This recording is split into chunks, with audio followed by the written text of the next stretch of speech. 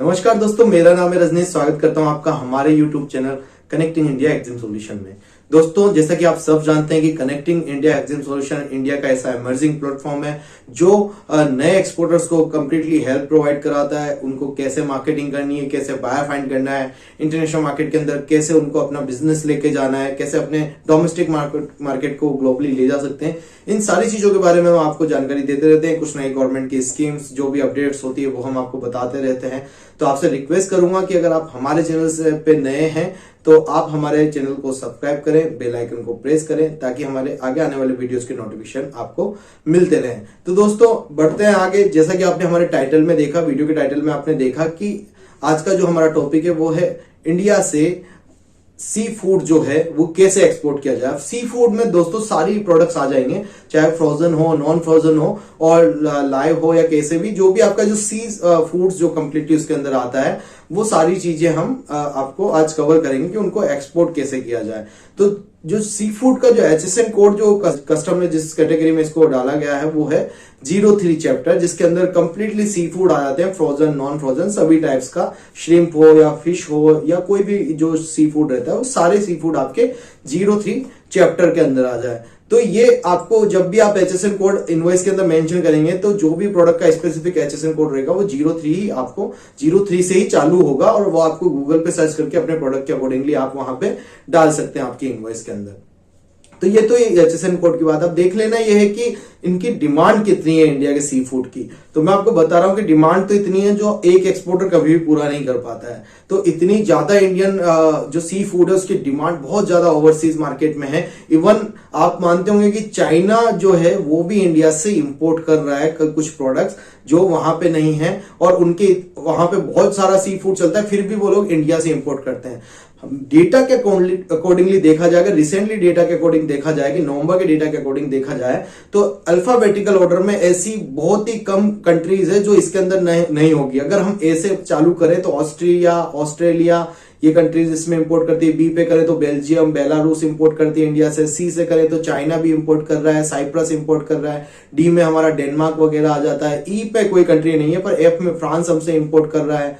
ठीक है, तो इस तरीके से हर अल्फाबेटिकल नंबर पे अगर आप देखा जाए तो उनसे शुरू होने वाले जो भी कंट्रीज है वो यहां इंडिया से इंपोर्ट करती है। इट्स मीन, कहने का मतलब यह है कि मार्केट बहुत बड़ा है इंडियन सी फूड का और बहुत अच्छी इंडस्ट्री है। अगर आपको इसके बारे में अच्छी नॉलेज है, देखो इसके लिए आपको बहुत अच्छी नॉलेज लेनी पड़ेगी तभी आप सी फूड का एक्सपोर्ट कर पाएंगे। तो आपको थोड़ा सा उसके लिए पहले पूरी जानकारी कर लेनी है, पूरा समझ लेना है सी फूड को, और फिर आप उसको एक्सपोर्ट कर पाते हैं। ठीक है, तो ये मैंने आपको बताया कि उसकी जो मार्केटिंग डिमांड है वो काफी सारी कंट्रीज में, आप यूएसए करिए, यूके करिए, बेल्जियम करिए, साइप्रस कीजिए, कनाडा करिए, जो भी कंट्री आपके दिमाग में आ रही है ना वो सारी कंट्रीज आपका सी फूड लेती है। चाहे वो भूटान हो, चाहे वो नेपाल हो, चाहे वो बांग्लादेश हो, एवरी कंट्री जो है सारा इंडिया से, मालदीव में, मलेशिया में, सब जगह आपका जो है सी फूड यहां से एक्सपोर्ट होता है। और मोस्टली जो सी फूड है वो आपका जैसे JNPT पोर्ट, मुंबई पोर्ट से आपका जाता है, मुंबई साइड से जाता है। बाई एयर भी काफी सारा आपका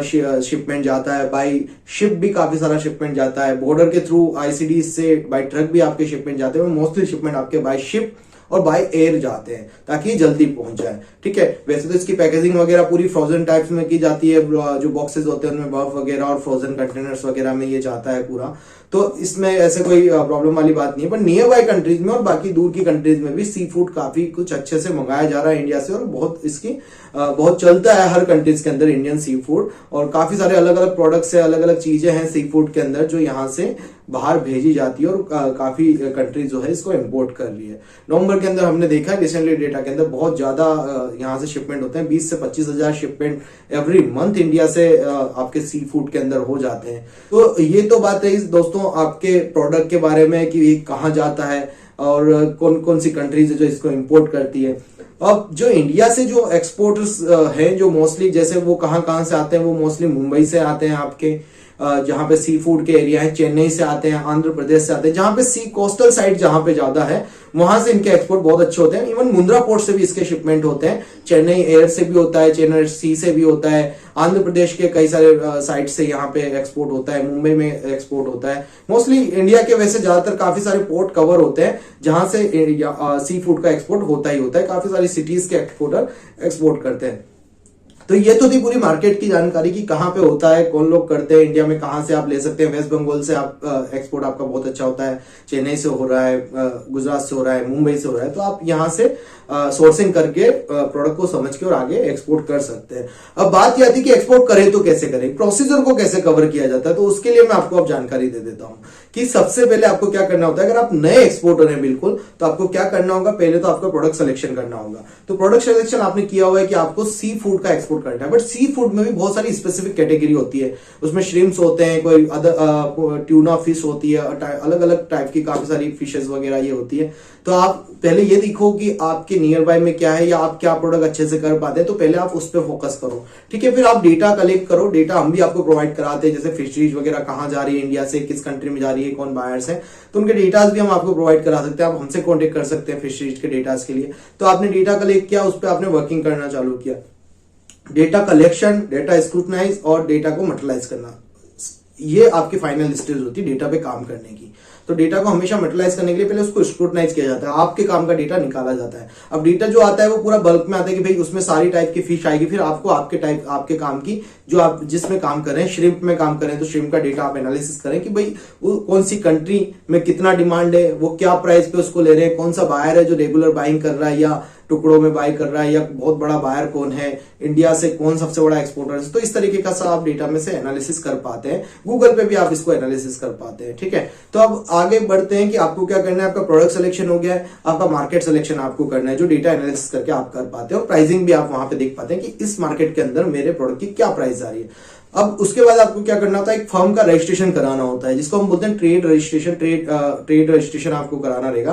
प्रोप्राइटरशिप फर्म और जीएसटी लेके भी आप काम उसमें कर सकते हैं। एक्सपोर्ट के लिए जरूरी नहीं है कि आपको बहुत बड़ी एक्सपोर्ट की प्राइवेट लिमिटेड फर्म खुलाएं या पार्टनरशिप करें या ये वो कुछ भी, इतना बड़ा आपको कुछ करने की जरूरत नहीं है। आप सिंपली प्रोप्राइटरशिप फर्म खुला के भी एक्सपोर्ट कर सकते हैं। तो आप जीएसटी नंबर ले लें, जीएसटी नंबर भी हम आपको दिलवा देते हैं, अगर आपको चाहिए रहता है तो। आपका फर्म रजिस्ट्रेशन वगैरह सब हम करके देते हैं। तो आपको जीएसटी नंबर आपने ले लिया, जीएसटी लेने के बाद आपको सिंपली किसी भी बैंक के अंदर एक करंट अकाउंट आपको ओपन करा लेना है।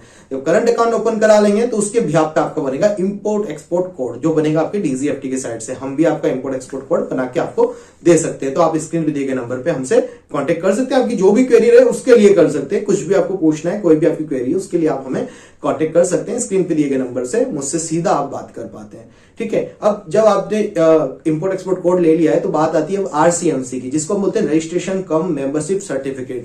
तो एमपेडा जो गवर्नमेंट की संस्था है जो ये आपके फिशरीज प्रोडक्ट का जो एक्सपोर्ट होता है उसको देखती है, तो वहां से हमें आरसीएमसी रजिस्ट्रेशन कम मेंबरशिप सर्टिफिकेट उसका लेना होता है। और कुछ अदर लाइसेंस आप या सर्टिफिकेट आप बायर से पूछ सकते हैं कि उसको क्या क्या रिक्वायर है। देखिए वो आपसे जैसे काफी सारी चीजों के बारे में जानकारी ले सकता है, स्पेसिफिकेशन के बारे में ले सकता है, या सर्टिफिकेट ओरिजिन की डिमांड वो आपसे कर सकता है। तो इस तरीके से आपको बायर से पूछ के भी कुछ सर्टिफिकेट उनको प्रोवाइड कराने होते हैं, ठीक है। अब ये जब सारे डॉक्यूमेंटेशन वगैरह सारी चीजें आपकी तैयार हो जाए तो आपको मोस्टली करना क्या होता है, सिंपली आपको बायर से कांटेक्ट करना है कि भाई आपको क्या प्रोडक्ट चाहिए, किस तरीके का प्रोडक्ट चाहिए। तो बायर से कांटेक्ट करके टाइप करके आपको प्राइसिंग वगैरह उसको दे देनी है। अब जिस भी पोर्ट से आपका शिपमेंट जाना है, मान लीजिए आपका कंसाइनमेंट कंप्लीट हो चुका है, मतलब आपने प्राइस दे दिया है बायर को, ठीक है, प्राइस दिया है और बायर से अब आपका ऑर्डर आ गया है। तो जिस भी पोर्ट से आप शिपमेंट करना चाहते हैं तो उस पोर्ट पे सिंपली आप क्या करेंगे, एक सीएचए को हायर करेंगे। एक सीएचए आप वहां पे रखेंगे, उसको बोलते हैं कस्टम हाउस एजेंट। इंडिया से जो भी प्रोडक्ट बाहर जाता है उसका कस्टम क्लियरेंस कराना जरूरी है, और वो कस्टम के एक प्रोसीजर के थ्रू ही आगे जा सकता है। उसको क्लियर करने के बाद, मतलब उससे ये पता चलता है आपको इलीगल चीज तो इंडिया से बाहर नहीं भेज रहे हैं, ठीक है। तो कस्टम वाले पहले उसकी चेकिंग करते हैं, तो उसके लिए एक एजेंट होता है, उसको बोलते हैं कस्टम हाउस एजेंट। वो एक सर्टेन चार्जेस आपसे लेता है और आपके प्रोडक्ट की कस्टम क्लियरेंस कराता है, कुछ डॉक्यूमेंट जनरेट करता है जिसको बोलते हैं शिपिंग बिल। और शिपिंग बिल एक परमिशन होती है जिससे कस्टम की परमिशन आपको मिल जाती है कि अब आप यहां से आगे इंडिया का जो भी प्रोडक्ट है वो एक्सपोर्ट कर सकते हैं। तो जब सीएच आपका ये काम करा लेता है, आपका कंटेनर वो पिकअप करता है, कंटेनर में आपका माल स्टफ करता है, माल स्टफ करने के बाद जिस भी पोर्ट पे जाना होता है बायर के, वहां पे वो मटेरियल पहुंच जाता है। जिस दिन आपका माल यहां से डिस्पैच होता है उसके 2 दिन बाद आपको मिलता है बिल ऑफ लेडिंग। तो बिल ऑफ लेडिंग की कॉपी आपको ले लेनी है, फिर अगर सर्टिफिकेट ओरिजिन बना है तो उसकी कॉपी आपको ले लेनी है, इनवॉइस पैकिंग लिस्ट आपको लेना है, शिपिंग बिल आपको लेना है।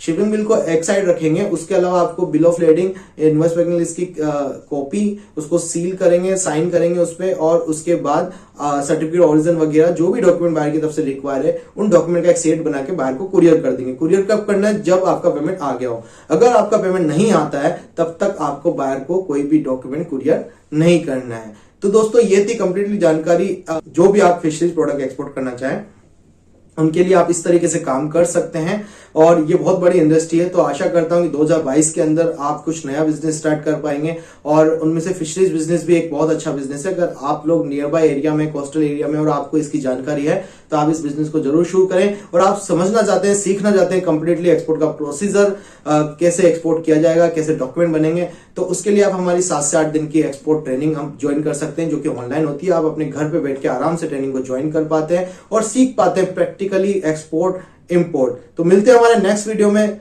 Thank you very much.